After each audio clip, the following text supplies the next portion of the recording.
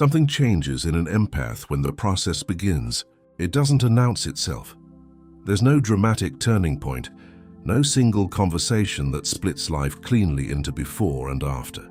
It arrives the way dawn arrives, gradually then undeniably, until the darkness of the previous season becomes almost impossible to remember clearly. But the people around the empath notice, and what they notice unsettles them. The empath starts asking questions they never used to ask. They start pausing where they used to rush to fill the silence. They start looking at relationships that once felt permanent and feeling, for the first time, something resembling objectivity, not coldness, not withdrawal, but a new and quiet willingness to see things as they actually are rather than as they need them to be. This is individuation, and for empaths it is the most transformative and most disorienting key process they will ever move through. Carl Jung devoted his life's work to understanding what happens when a human being begins the journey toward becoming fully themselves. Not the self that was shaped by other people's needs. Not the self that learned to survive by adapting endlessly to the emotional climate of everyone around them. The self that exists underneath all of that. The self that was always there, waiting with extraordinary patience for the moment it would finally be allowed to emerge. Jung found that for empaths, individuation didn't just change how they felt. It changed what they became. And what they became was something that the world around them, having grown accustomed to who they used to be, was rarely prepared to receive. Today I want to show you exactly what happens to an empath when individuation begins. What shifts, what falls away, what gets built in the place of what was lost, and why everything that feels destabilizing about this process is actually the most trustworthy sign that something real is finally happening. Before individuation, most empaths are uncomfortable with silence in a way they've never fully examined. They fill it with reassurance, with explanation, with the warm and constant current of emotional availability that the people around them have learned to rely on. Silence feels like absence, like failure, like the beginning of someone else's disappointment. Jung observed that this discomfort with silence was one of the most reliable signs that an empath had not yet begun to individuate.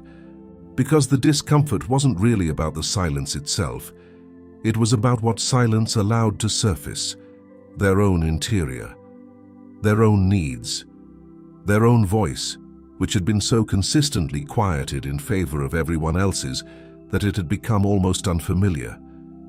When individuation begins, the relationship with silence reverses entirely. The empath stops filling it. They sit inside it with a new and sometimes startling ease. They discover that silence isn't emptiness, it's information. It shows them with uncomfortable clarity which relationships require them to perform in order to feel safe, which conversations exhaust rather than nourish, which version of themselves they've been presenting to the world versus which version actually exists beneath the presentation. Silence becomes, for the individuating empath, the place where they first begin to hear themselves. And once they've heard themselves, clearly, even once, nothing goes back to the way it was before. For most empaths, being needed has functioned as a kind of emotional oxygen, not because they are weak or naive, but because they learned, often very early, that being needed meant being valued, that their place in the lives of the people around them was secured by what they provided. That love, in its most reliable form, arrived through usefulness. Jung recognized this pattern as one of the central mechanisms keeping empaths from individuation. Because as long as being needed felt like being loved, the empath had an unconscious incentive to remain in relationships and dynamics that required them to give more than they received. Every request was an opportunity to confirm their worth. Every crisis was a chance to prove they belonged. When individuation begins, this equation starts to dissolve. The empath begins to notice the difference between being genuinely valued and being strategically needed, between someone who loves who they are and someone who loves what they do, between relationships where their presence is treasured and relationships where their function is what matters, where, if they stopped performing that function, the connection would quickly collapse. This noticing is uncomfortable, deeply uncomfortable, because it requires the empath to grieve a version of love they spent years believing was real. But Jung was clear that this grief was not a setback. It was the necessary clearing that made space for something true to grow. The individuating empath slowly, steadily, stops organizing their life around being needed. And in that space, for the first time, they begin to ask what they actually need. The question feels strange in their mouth. It takes practice, but it changes everything. Every empath, by the time individuation begins, has accumulated an enormous amount of other people's definitions of them. They are too sensitive, too intense, too much. Or from the other direction, they are endlessly patient, always available. The one you call when everything falls apart. The strong one, the stable one, the one who holds it together for everyone else. These definitions, whether they arrive as criticism or as praise, share something in common. They are all descriptions of what the empath does for other people, not who the empath actually is. Jung called this accumulated identity the persona, the mask built from the expectations of others, worn so long and so consistently that it begins to feel indistinguishable from the face beneath it. And he found that individuation always began with the same terrifying and liberating moment, the empath catching a glimpse of the face beneath the mask and realizing, with a shock of recognition, that it had been there all along. Who are you when no one needs anything from you? Who are you when you're not managing someone else's emotional reality? Who are you in the silence, in the solitude, in the moments when there's no one to hold together and no performance required? The individuating empath begins sitting with these questions, not solving them. Jung was careful about this distinction.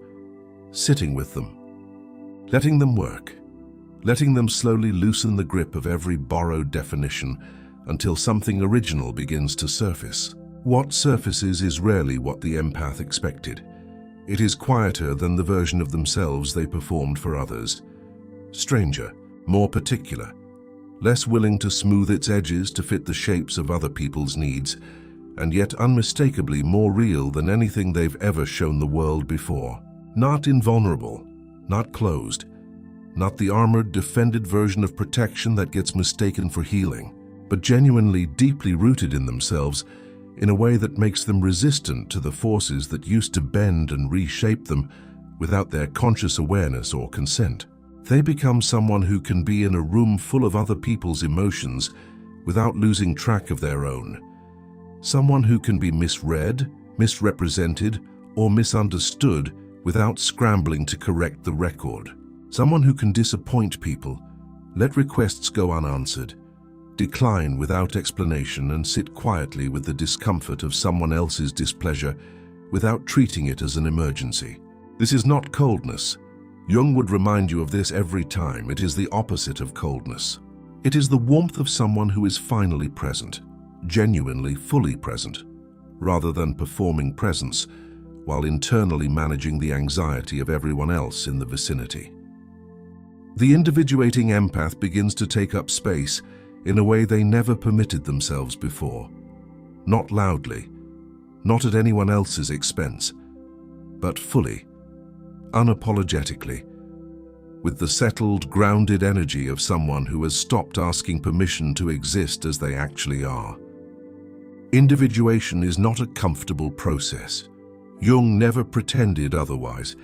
It asks the empath to release identities that felt protective, relationships that felt essential, and definitions of love that, however painful, were at least familiar. It asks them to tolerate being misunderstood by people who preferred the previous version. It asks them to keep moving forward through seasons that feel more like dissolution than growth. But what waits on the other side of that dissolution is the thing that every empath in their most honest moments has always been reaching for. Not a version of themselves that finally earns enough love to feel secure, Not a healed self that causes no one discomfort. Not a perfected self that has transcended the need for anything. Just themselves, fully, finally. The self that was always underneath. The self that survived everything that was layered over it. The self that individuation doesn't create. It simply carefully, with great patience and considerable difficulty, uncovers. That is what empaths become when individuation begins. Themselves. And that is everything.